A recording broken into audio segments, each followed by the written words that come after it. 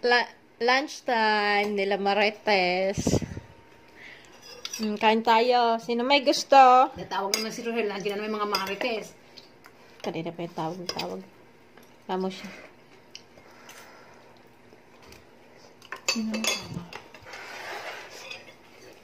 Pag tumawag si Rohel, nandiyan na may mga Marites. Tinawagan ka ako ni Marisol.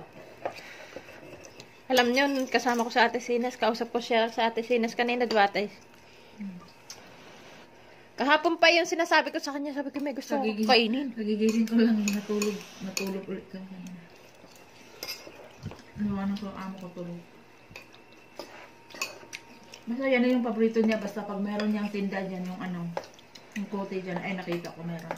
Kaya bayaan ko siya. Bakit doon sa inyo hindi wala ba? Ha? Sa inyo doon wala. Meron ah.